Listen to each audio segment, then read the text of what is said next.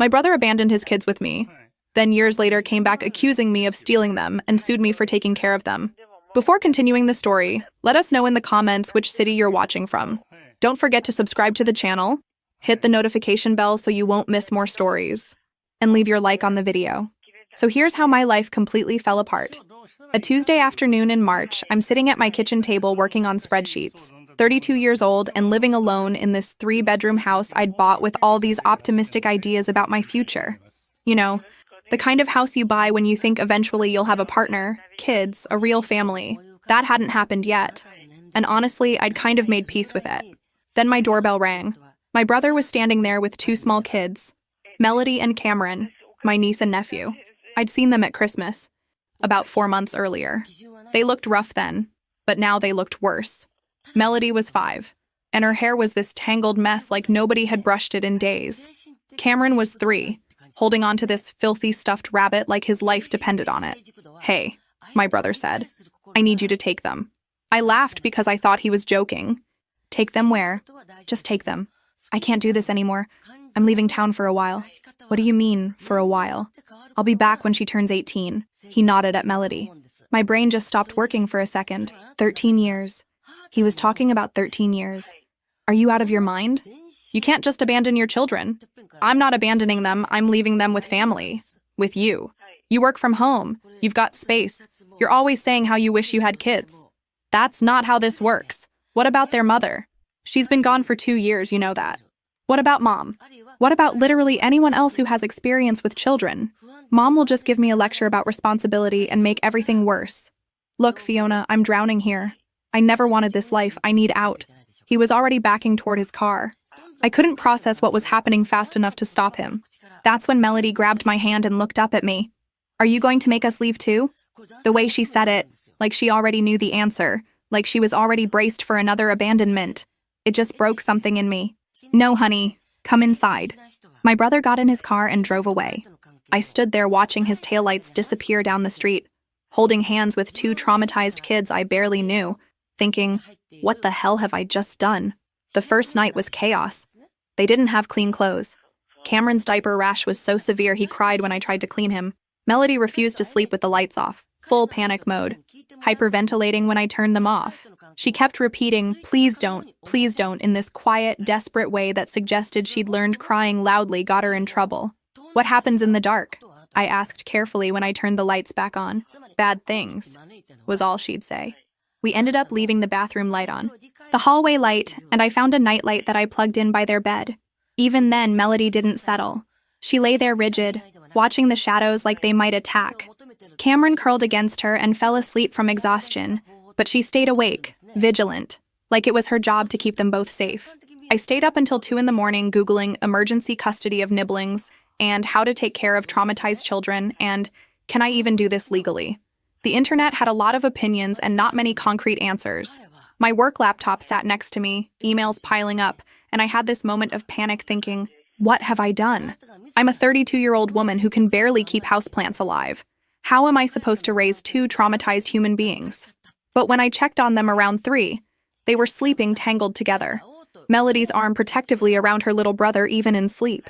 And I thought about calling someone to take them away, putting them into a system where they'd be separated and bounced between strangers. I just couldn't do it. They'd already been abandoned twice.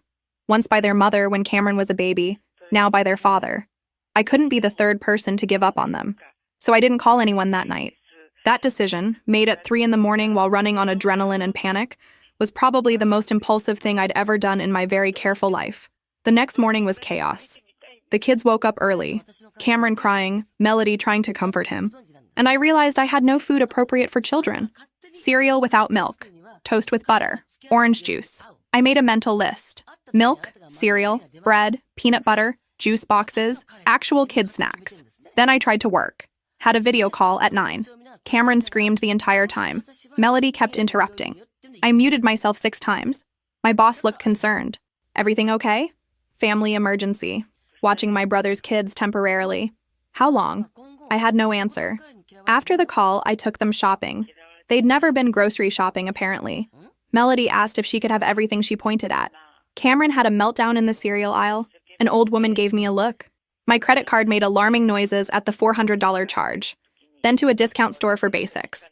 Clothes, underwear, socks, pajamas, toothbrushes, shampoo, band-aids, nightlights, a few toys.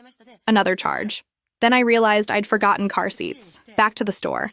Another $200. Week 1 was survival mode. Wake up, feed kids, try to work while they destroyed the living room, lunch, attempted nap time, more interrupted work, dinner, bath battles, bedtime struggles, collapse, repeat. I learned things I'd never needed to know. How to braid hair badly, how to cut food into non-choking pieces, how to convince a 3-year-old to wear pants, how to respond when Melody asked, "Why doesn't Daddy want us anymore?" "Your dad is dealing with grown-up problems that have nothing to do with you," I said. "Some people aren't good at being parents. That doesn't mean there's anything wrong with you." She didn't believe me. I could see it in her eyes. Week 2 brought new challenges. Melody started having nightmares. Cameron started refusing food at meals, then hoarding whatever I gave him. I'd find crackers hidden everywhere. When I tried to explain there would always be food, he looked at me like I was lying. My boss called me in for a video meeting. "We need to talk about your work situation. I know the last 2 weeks have been rough. It's not sustainable. You're missing deadlines. You're distracted on calls. Either you need childcare during work hours, or we need to discuss a reduced schedule." I started working after the kids went to bed. 9 p.m. to midnight most nights, living on coffee and adrenaline. But what choice did I have? The next few weeks were a blur. I tried to maintain my work responsibilities while basically learning childcare from YouTube videos. My boss was understanding about my suddenly chaotic background noise. Crying children, cartoon characters singing, the usual soundtrack of small humans. "Is everything okay at home?" he asked during one of our meetings while Cameron screamed about fruit snacks in the background. "Family emergency," I said. "I'm caring for my brother's kids temporarily." "How temporarily?" I didn't have an answer. I bought clothes, toys, books, furniture. My credit card balance climbed every day. But what else was I supposed to do? The kids needed things, basic things, beds, clothes that fit, food appropriate for children, car seats. I didn't even own car seats. Baby gates, outlet covers, medicine, so many things I'd never thought about. I set up a routine because the internet said children need routine. Breakfast at 7:30, and I learned that feeding children is complicated. They wanted specific things or rejected things or wanted things one day and hated them the next. Cereal was okay Monday but yucky on Tuesday. Pancakes had to be circle-shaped. Juice in the blue cup only. Then educational videos while I worked, which made me feel like a terrible guardian. But the alternative was them destroying my house while I tried to meet deadlines. Lunch at noon. Nap time for Cameron while Melody had quiet time coloring. More work. Dinner at 6, the worst meal because everyone was tired. Bath time, which was still a struggle. Stories before bed. Then Melody's lengthy bedtime ritual. Checking for monsters. Positioning the nightlight exactly right. Getting water, bathroom, more water, and finally sleep around 9:30. It sounds organized, but it was held together with duct tape and me crying in the bathroom during Cameron's naps. Over the next 2 weeks, the truth came out. Melody told me they'd gone to bed hungry sometimes because their dad forgot groceries. Cameron hoarded food. I found crackers in his pillowcase, cookies behind toys. The apartment had bugs. Their dad's band practiced late and they had to stay quiet or he'd get mad. Then one morning, Melody said, "Daddy forgot to feed us sometimes." I stopped mid-pour with the orange juice. "What do you mean?" He'd be doing music stuff and forget it was dinner time. Sometimes we went to bed hungry. I tried to make sandwiches, but I couldn't reach the counter good. She said it so casually, like this was normal. I wanted to throw up. Sometimes the apartment was really messy, she continued. Daddy said cleaning was boring. There were bugs sometimes, big ones. Cameron cried when he saw them, but Daddy got mad when we made noise. Each revelation was a punch to the gut. Mommy left when I was really little and never came back. Daddy said she didn't want us anymore. Is that why he left us too? Because we're not good kids? No, I said fiercely, kneeling down. No, honey, you're wonderful kids. This isn't your fault. Adults are supposed to take care of children. Your dad made bad choices. That's not about you. But I could see she didn't believe me. Why would she? Every adult she'd trusted had either left or failed her. I was working full-time while trying to care for 2 traumatized kids. My boss was understanding at first, but I could hear the frustration. I bought clothes, toys, child-proofed the house. My credit card balance exploded. Week 3. Cameron got sick. Fever of 103 degrees. I panicked and took both kids to the pediatrician. The doctor was in his 50s, professional and thorough. He examined Cameron first. Flu, treatable, not an emergency. But then he wanted to check Melody too. When was her last wellness visit? I don't know. I'm their aunt. Their father left them with me 3 weeks ago. His expression changed. Left them? Can you elaborate? So I explained. The doorstep abandonment. The 3 weeks I'd waited. Everything. He weighed them both, measured them, checked their teeth, their eyes, their ears, asked questions I couldn't answer about medical history, previous doctors, vaccination records. Ms. Harper, I need to be direct with you. These children show clear signs of chronic neglect. They're both significantly underweight for their ages. Their vaccination records are years out of date. They're missing critical immunizations against diseases like measles, mumps, whooping cough. This young man has untreated diaper rash consistent with long-term inadequate hygiene care. Your niece has 3 cavities that should have been addressed months ago. I know. That's why they're with me now. I'm trying to help them. I understand that, and I can see you're making efforts. But I'm legally mandated to report suspected abuse or neglect to Child Protective Services. Even if the children are currently in your care, the state needs to be involved. My stomach dropped to my feet. But I'm helping them. I'm keeping them safe. I know you are. But you don't have legal custody, correct? No, but then their father could return tomorrow and remove them, and you'd have no legal right to prevent it. The state needs to document the situation and ensure these children's safety going forward. I'm sorry, but I have to make this call. He called CPS right there in his office while I sat there holding Cameron, watching my world fall apart. He gave me a business card with a case number written on it. Someone will contact you within 48 hours. Be honest with them. Document everything. Take photos if you haven't already. This isn't about punishing you, it's about protecting these children. I drove home in silence. Melody asked if they were in trouble. I said no, but I wasn't sure if that was true anymore. The social worker showed up 3 days later, right on schedule. Her name was Patricia Chen, and she had a clipboard, a professional demeanor, and the power to take these kids away from me. She spent 2 hours at my house, inspecting every room, opening my refrigerator to check for appropriate food, examining the kids' bedroom setup, watching how the children interacted with me, asking 1,000 questions about everything. How long have you been close with your niece and nephew?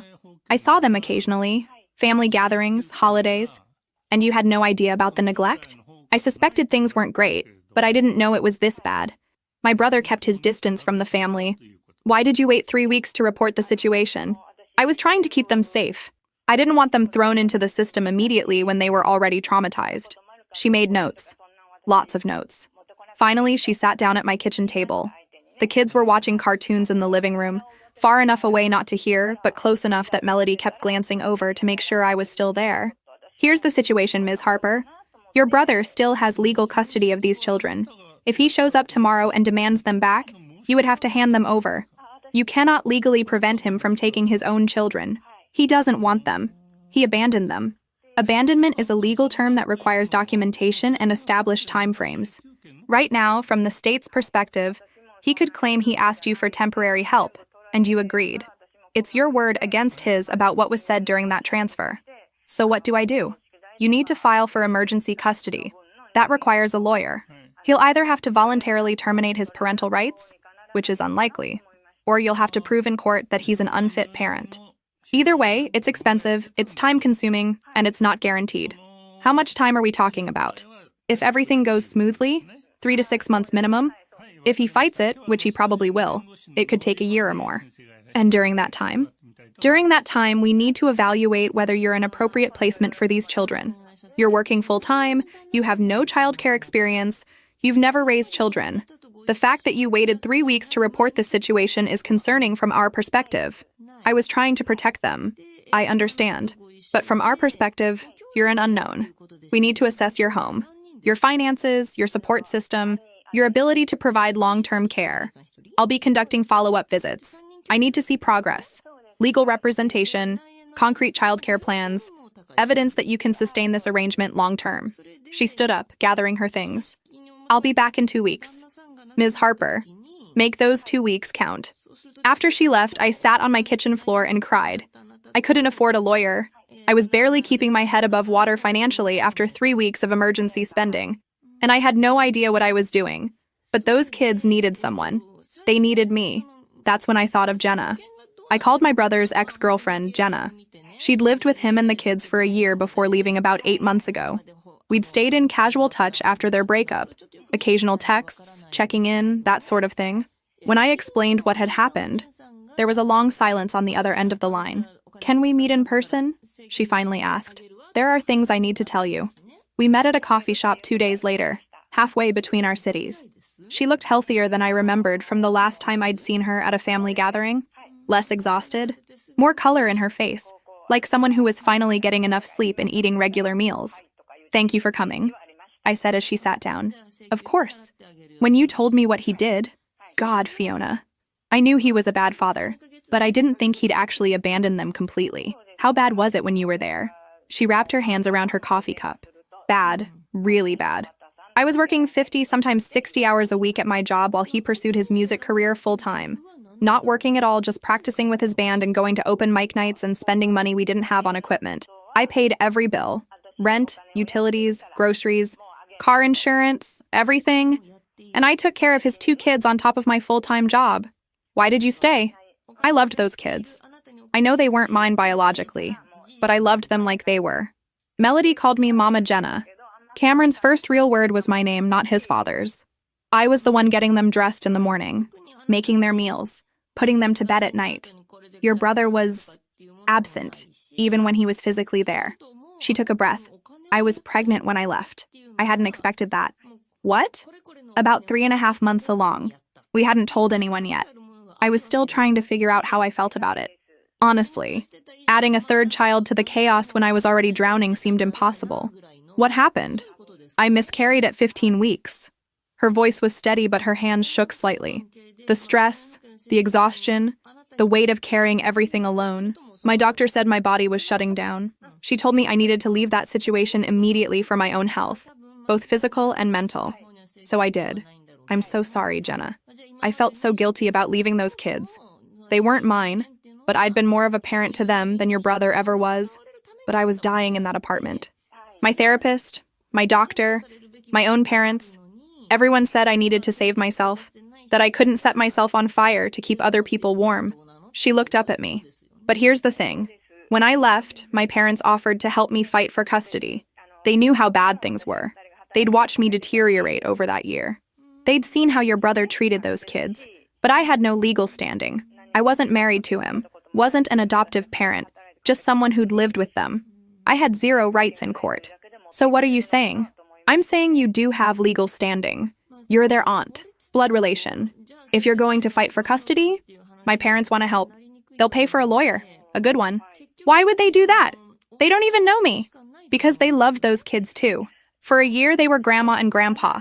They came to Melody's kindergarten graduation. They taught Cameron to count. They bought Christmas presents and birthday gifts. They felt terrible since I had to leave. Knowing those children were still in that situation, this is their chance to actually do something, to help someone who's fighting for them. I wanted to refuse. I'm independent. I don't take handouts. I solve my own problems. But pride doesn't keep children fed and housed and safe." "Okay," I said. "Thank you, really." Jenna's parents hired a family law attorney named Mr. Fitzgerald. He was in his 60s, expensive, and experienced. His office had that polished professional look that screamed, "This will cost you a fortune." But Jenna's parents were paying, and I was grateful. At our first meeting, he laid out the reality. "Best case scenario, you file for emergency custody this week. Your brother has to respond within 30 days. We go to court within 60 days. If he doesn't show up, or if he voluntarily agrees to termination of his rights, we could have this wrapped up in 3 to 4 months. And worst case, he fights it. His mother gets involved and supports him. We end up in a prolonged custody battle that drags on for a year or more. Family court moves slowly, and judges are cautious about permanently removing children from biological parents. What do you think will happen?" He looked at me seriously. "Honestly, I think he'll fight. Men like your brother, narcissistic, unable to accept responsibility. They don't like admitting they're bad fathers. They like control. Even if he doesn't actually want the kids, he'll fight you taking them because it makes him look bad. Be prepared for this to get very ugly." He wasn't wrong. We filed for emergency custody in week 5, exactly 2 weeks after Patricia Chen's visit.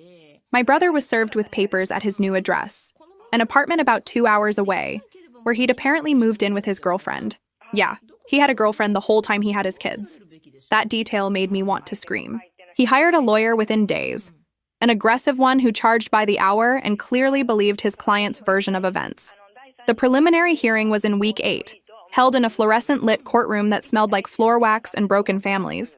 My brother looked good, like he'd actually made an effort. Clean clothes, fresh haircut, the practiced expression of a concerned father.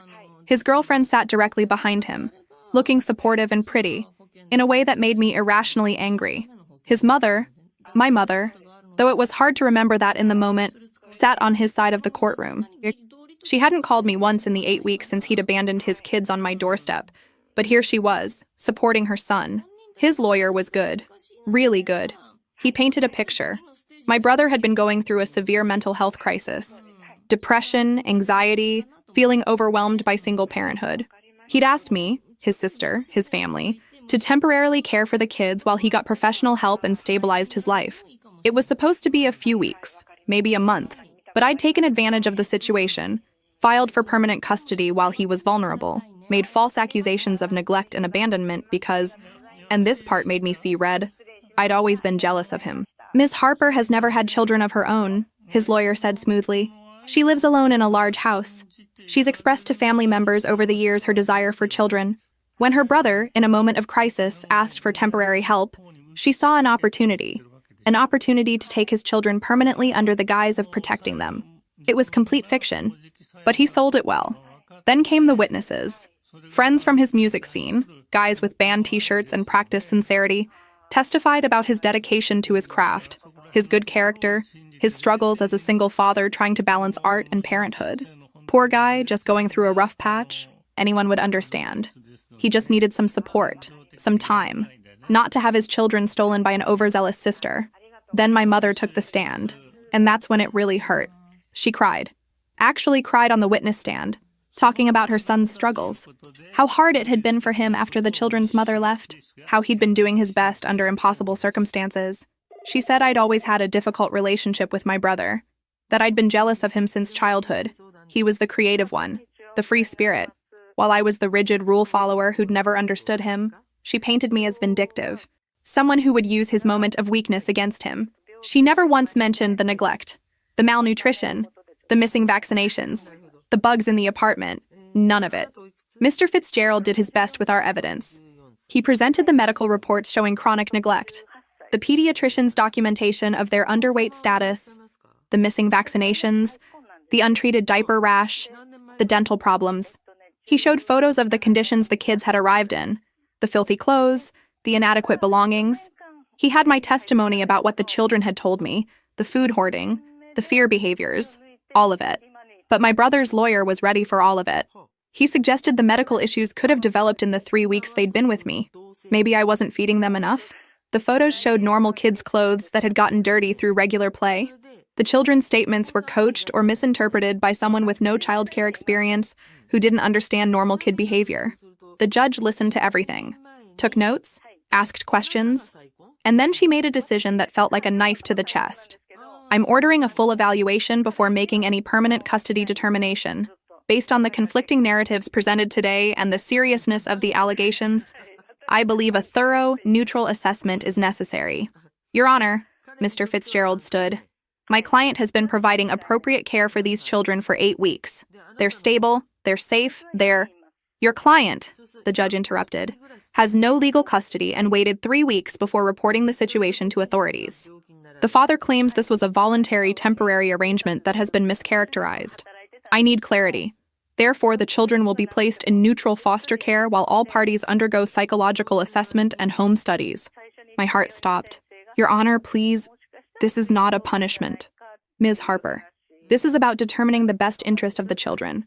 The evaluation period will be 60 days. During that time, both you and your brother will have supervised visitation. At the end of 60 days, we'll reconvene with the results of the evaluations and make a determination about permanent placement. I watched them take my kids out of the courtroom. Melody was crying, reaching for me. Aunt Fiona, don't let them take me. You promised. I had promised. I'd promised her I wouldn't leave her, and now she was being taken away by strangers in a courtroom while I stood there helpless. Cameron didn't cry. He just went blank, this empty look on his face like he'd learned that crying and screaming don't help, that adults do what they want regardless. That look was somehow worse than Melody's tears. A foster care worker held their hands, professional, kind, but a stranger, and led them away. The last thing I saw was Melody looking back at me over her shoulder, betrayal and fear written all over her 5-year-old face. I made it to the parking lot before I started sobbing. The next 60 days were hell. I was allowed supervised visits twice a week for 2 hours each, Tuesday and Thursday evenings, 5 to 7, at the DCFS office in a room that smelled like industrial cleaner and had toys nobody wanted to touch. Supervised, like I was the danger. A caseworker sat in the corner with a clipboard, watching every interaction, taking notes. Did the children seem comfortable? Did they initiate affection? Did the aunt respond appropriately? Everything documented, evaluated, turned into data points. The foster parents brought them to the first visit. Tom and Lisa, in their 50s, experienced foster parents with 2 other foster kids living with them. Professional, kind, patient, everything foster parents should be. But they weren't me. "When can we come home?" Melody asked within 5 minutes. "Soon, honey."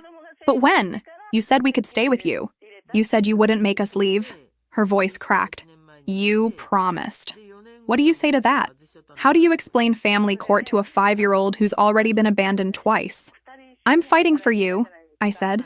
"I'm doing everything I can to bring you home, but it's going to take a little while longer." "How long?" "About 8 more weeks." "That's forever," she whispered. And to a 5-year-old it was. Cameron barely talked during that first visit. He sat next to Melody, holding her hand, staring at nothing.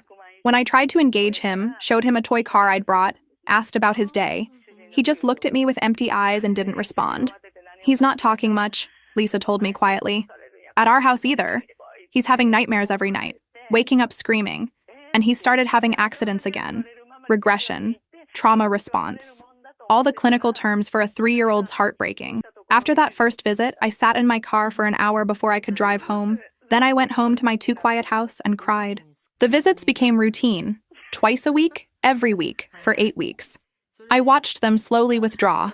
Melody stopped asking when she could come home after the 3rd visit. Not because she didn't want to know, but because asking hurt too much when the answer was always soon, and soon never came. Cameron stopped making eye contact around week 4. Just sat there with his rabbit, staring at the floor. The foster parents said he'd stopped eating much, stopped playing, spent most of his time alone, watching the same cartoon on repeat. "Is this hurting them more than helping?" I asked Patricia Chen after week 5. "The evaluation process is necessary to determine the best placement," she said. "Professional, clinical, unhelpful." "That's not what I asked. Are we traumatizing them further?" She didn't answer, which was answer enough. Meanwhile, I underwent my own evaluation. The psychological assessment involved 3 appointments with Dr. Rebecca Martinez, a court-appointed psychologist. Each session was 2 hours of questions designed to find cracks in my story. "Tell me about your childhood," she said in the first session. "What does that have to do with anything?" "Parenting patterns often reflect our own experiences. I need to understand your background." So I told her. Middle-class family, 2 kids, me and my brother. Parents who loved us but clearly favored him. The creative one, the free spirit. I was the responsible one, the boring one, the one who followed rules. Growing up feeling like I had to earn love through achievement while he got it just for existing. Do you think that contributes to your desire to take your brother's children? What do you mean? You've spent your life feeling second best to your brother. Now you have an opportunity to prove you're the better person, to finally be chosen over him. Is that part of this? The question made me angry. But she wasn't entirely wrong. Maybe partly. But mostly it's that those kids need someone, and I'm capable of being that someone. Are you? You're 32, single, no children of your own, working full-time? What makes you think you can handle 2 traumatized children? I've been doing it for 8 weeks. Under crisis conditions. That's different from long-term parenting. Crisis mode runs on adrenaline. Long-term parenting runs on sustainability. Do you have that? I didn't have a good answer. The second session was harder. She asked about my relationships, my dating history, my social life. You've been single for 3 years. Why? I haven't met the right person. Or you've been waiting for something to give your life meaning. That's not fair. Isn't it? You live alone in a large house. You work from home. Minimal social interaction. Your friends have families, lives separate from yours. And now suddenly you have children. Instant family. Is that what this is really about? No. This is about two kids who were abandoned and neglected. That's what they need. What do you need, Fiona? And there it was. The question I'd been avoiding. I'd been lonely. God, I'd been so lonely. Living in that big house by myself. Watching my friends have babies and family dinners while I microwaved meals for one. I'd told myself I was happy, independent, successful. But the truth was simpler. I'd been waiting for my life to start, and it never had. When my brother left those kids, part of me had seen it as an answer. Purpose. Family. A reason to matter. I was lonely. I admitted finally. I wanted purpose. I wanted to matter to someone. And when he left them, part of me saw it as something I needed as much as they needed me. That's honest, Dr. Martinez said. But you need to understand something critical. These children are not therapy for your loneliness. They are not a solution to your life problems. They are two traumatized human beings with complex needs that will take years, potentially decades, of intensive support to address. They will test you. They will push you away. They will have meltdowns and nightmares. They will make your life infinitely harder. Can you actually handle that? I have to. No. I have to suggest obligation. That's not what these kids need. They need someone who chooses them actively, continuously, even when it's hard. Can you actually do that? I sat with that question. Really sat with it. If I took these kids permanently, my life would change completely. Career advancement, gone. I was already part-time, already behind, already off the partnership track. That would only get worse. Relationships, dating, essentially impossible. Who wants to take on two traumatized kids? Financial security? Gone. I'd be living paycheck to paycheck for years. Freedom? Gone. Every decision would factor in two other human beings first. My entire life would revolve around these children. Yes, I said finally, I can do this. Not because I have to, because I choose to. Because those kids deserve someone who chooses them, and I'm that person. Then prove it, she said. Real concrete changes, so I did. I negotiated with my boss, 30 hours a week at 60% salary. I researched trauma therapists. I converted my home office into a proper kids' room with bunk beds, toy storage, nightlights. I fixed every safety issue Margaret, the home inspector, had flagged. I proved I was serious. Meanwhile, my brother's evaluation showed narcissism and inability to prioritize his children. His one-bedroom apartment had no space for kids. He was broke. Then, a few weeks before the final hearing, everything changed. Jenna's parents had quietly hired a private investigator weeks earlier. They hadn't told me because they didn't want to get my hopes up if nothing came of it. The investigator showed up at Mr. Fitzgerald's office with a file at least 2 inches thick. I think you'll want to see this, he said. What he'd found was explosive. My brother had significant gambling debts. Not just a little money, approximately $40,000 owed to various bookmakers and online gambling sites. That's why he'd actually left town. He wasn't running from responsibility to his kids. He was running from collection threats. People he owed money to were looking for him, making threats, and he'd needed to disappear fast. The kids would have made him easy to track, so he dumped them and ran. Can you prove all of this? Mr. Fitzgerald asked. The investigator laid out photos, bank records, documented threats from creditors, printouts of online gambling accounts. It was all there. But that wasn't even the worst part. The investigator had documentation showing my brother had been collecting government benefits for the children the entire time they'd been in my care. Food stamps, child support assistance, emergency family benefits, all money designated for children living with him. He'd been submitting forged documentation claiming they were still in his care while they were actually with me. He'd been committing fraud for months, using that money for his debts and his equipment. There's more, the investigator said. I tracked down the children's biological mother. He opened another section of the file. Everyone was told she voluntarily abandoned the children 2 years ago. That's not the whole story. I found her in a court-mandated rehab facility. When I interviewed her, she said your brother told her that if she ever came back, he'd have her arrested for child abandonment and make sure she never saw her kids again. He threatened her, scared her away intentionally. Why would he do that? Because a single father gets more in government assistance than a 2-parent household? He wanted her gone so he could maximize his benefits. He was using those children as a source of income while providing them with minimal care. I felt sick. This was so much bigger than just neglect.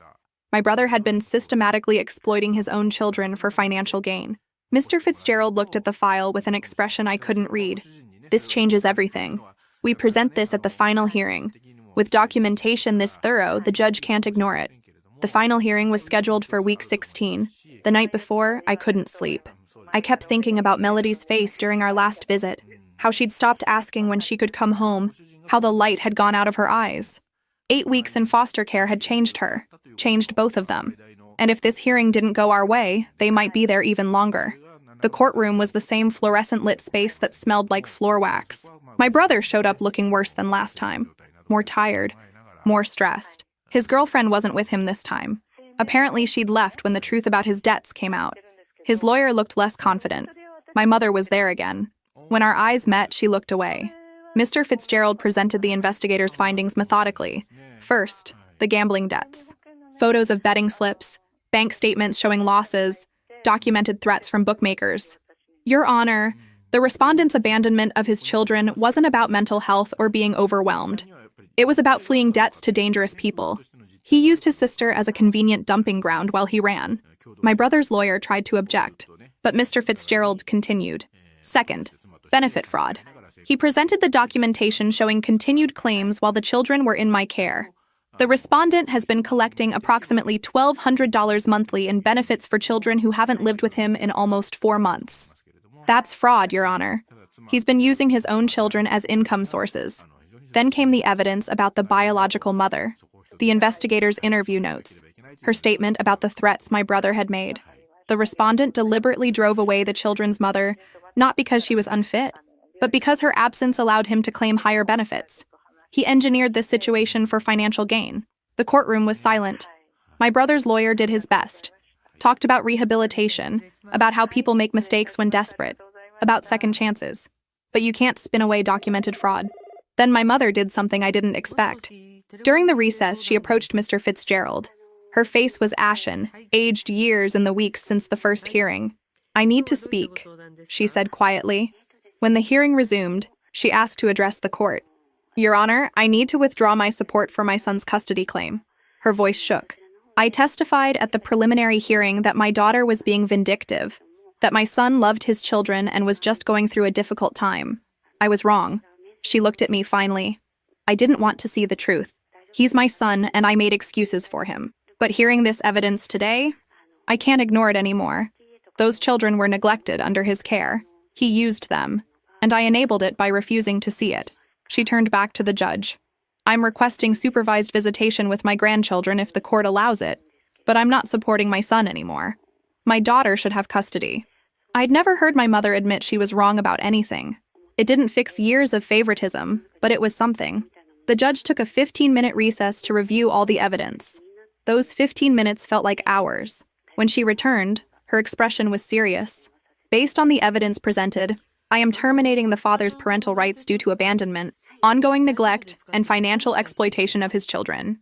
The documented fraud and the deliberate isolation of the children from their biological mother demonstrate a pattern of using these children as tools, rather than caring for them as a parent should."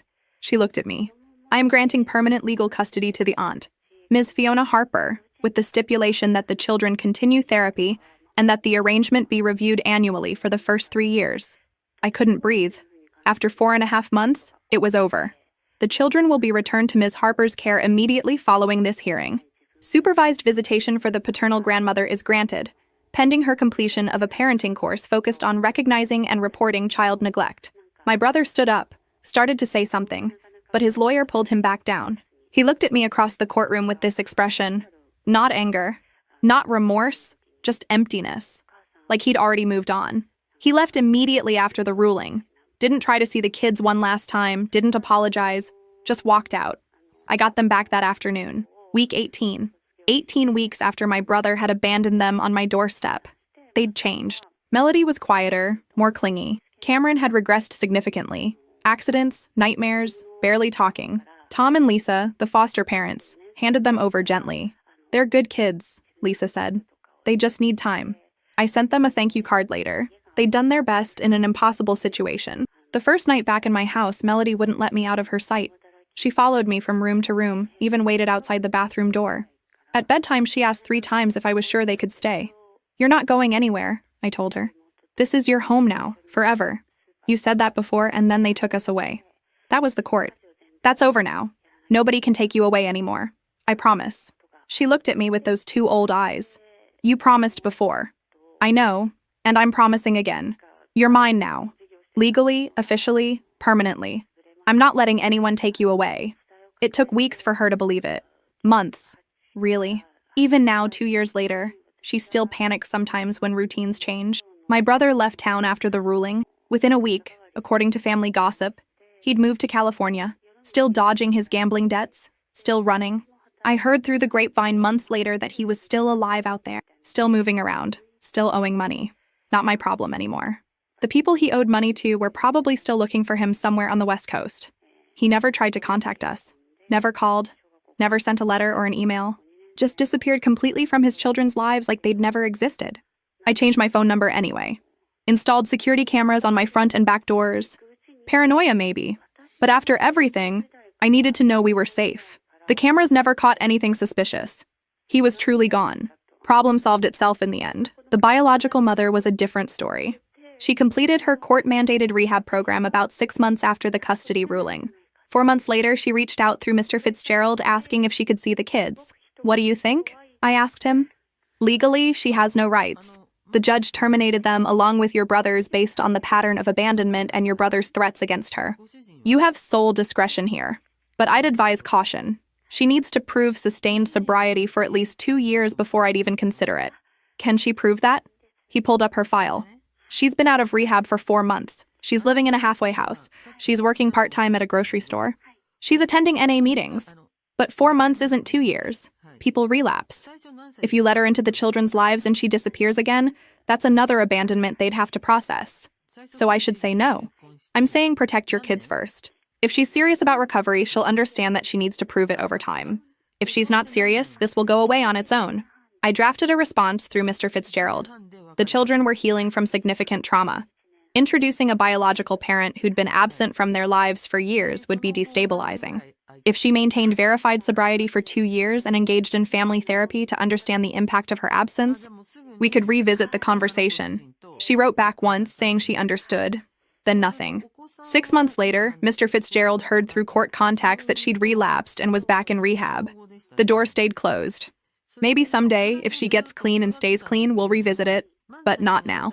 Not when the kids are finally stable. 1 year after that Tuesday when my doorbell rang, we'd settled into something resembling normal life.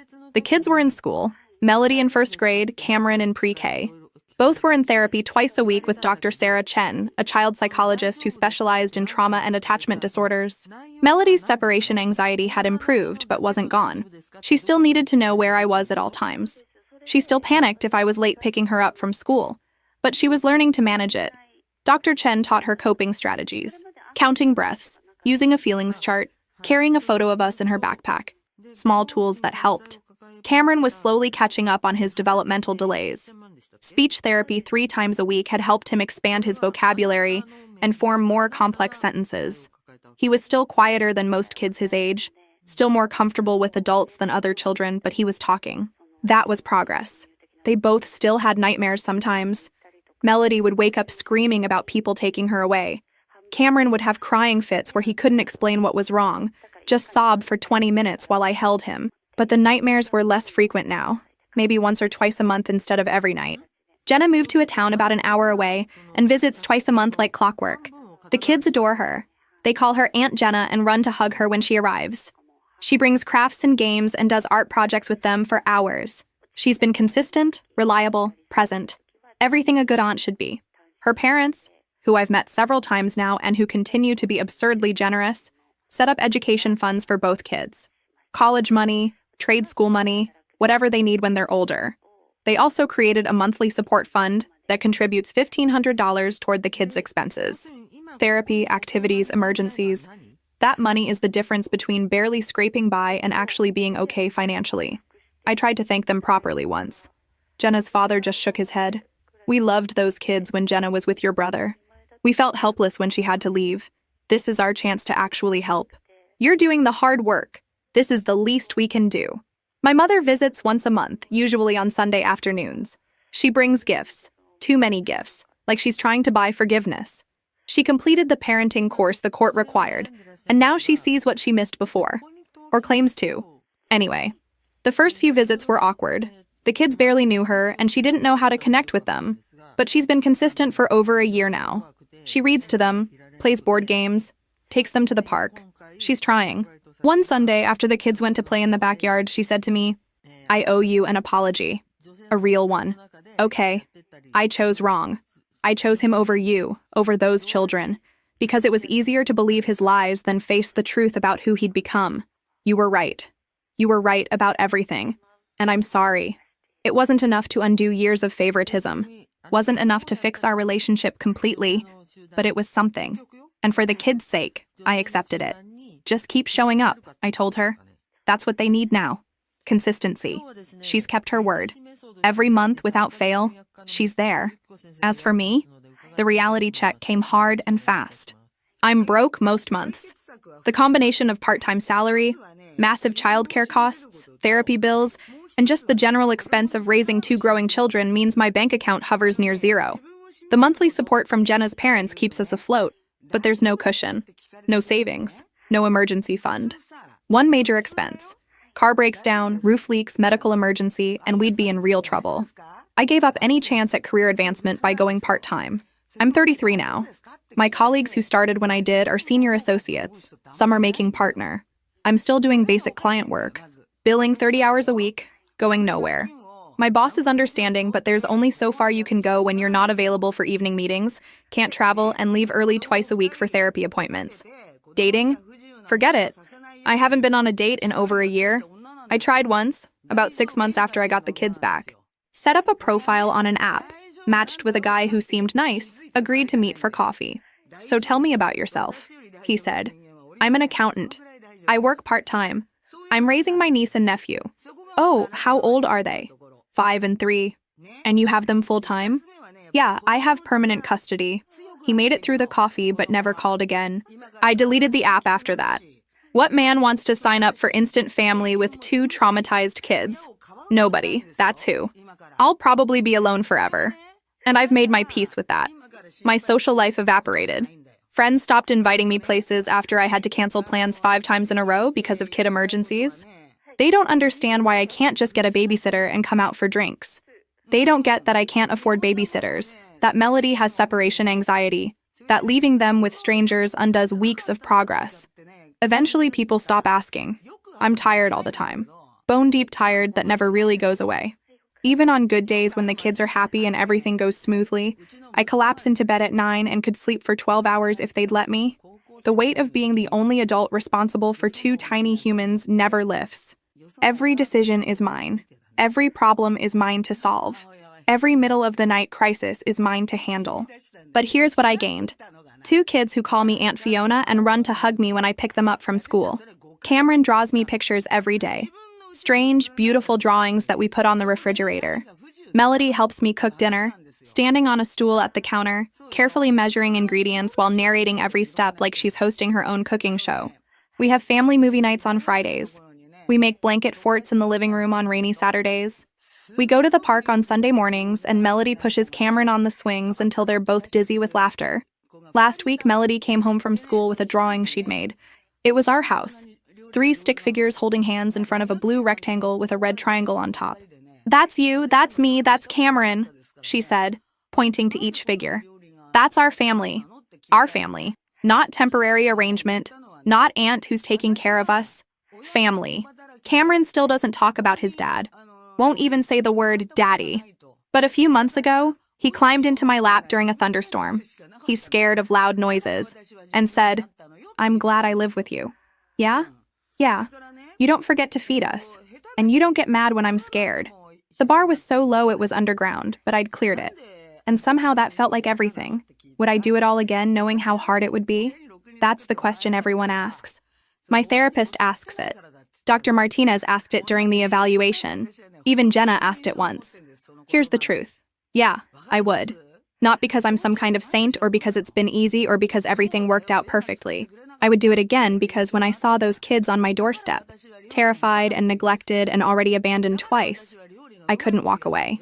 I couldn't be another adult who gave up on them. 2 years later, we're still figuring things out. The kids are 7 and 5 now, which feels impossible. How did so much time pass? Melody wants to be a veterinarian. She's obsessed with animals, watches nature documentaries with an intensity that's honestly a little unsettling. She can identify 47 different bird species and knows more about marine biology than I learned in 4 years of college. She's already planning her future career, talking about which colleges have good veterinary programs. She's 7. Cameron is still quieter than most kids, still processes emotions differently than his sister. But he's found his thing: art. He draws constantly. At home, at school, during therapy sessions. Dr. Chen says it's his way of processing emotions he can't articulate verbally. The pictures are strange and beautiful: swirling colors, abstract shapes, occasionally recognizable objects. Last month, his pre-K teacher submitted one of his drawings to a local children's art show. It won 3rd place. We framed it and hung it in his room. They have friends now. Real friends. Melody has playdates with a girl named Sophie from her class.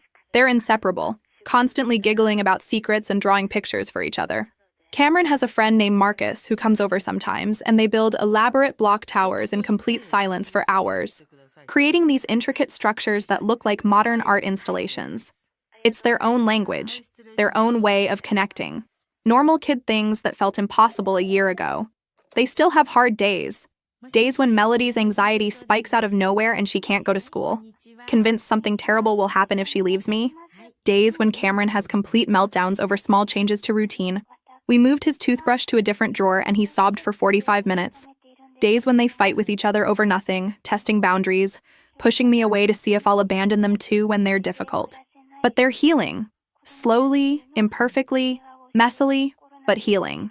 Dr. Chen says they're making remarkable progress considering what they've been through. Melody can now go a full week without a nightmare. Cameron is starting to trust that food will always be available. They both understand that when I leave for work or errands, I'm coming back. Small victories that feel enormous. As for whether it was all worth it, I don't spend much time on that question anymore. Worth it compared to what? Compared to the life I thought I wanted: career success, eventual marriage, biological children of my own, financial security, freedom to travel and make spontaneous decisions? By those measures, no. I gave up all of that. I'll never make partner.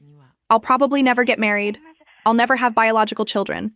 I'll never have savings or retire comfortably or take European vacations or do any of the things I thought my life would include. But compared to a life where I'd said no that Tuesday afternoon, where I'd let those kids go into the system and told myself it wasn't my problem, compared to living with that decision, knowing I'd walked away when they needed someone most, compared to the version of me who chose the easier path, yeah, this was worth it. Every exhausting, financially devastating, socially isolating moment of it. Those kids needed someone, and I was there. I'm still here, and I'll keep being here, through the hard days and the therapy appointments and the nightmares and the tantrums and the teenage years that'll probably be even worse. Through all of it. Because that's what family does. Not the family you're born with. Clearly that failed these kids spectacularly. But the family you choose, the family you build, the family you fight for when everything and everyone says you should walk away. 2 years ago, my doorbell rang and changed my life forever. I didn't know what I was signing up for. I was naive and unprepared and probably a little delusional about how hard it would be. But I'd do it again. Every time. Because those kids deserved someone who'd choose them. And I did. I do. And these days, that's enough.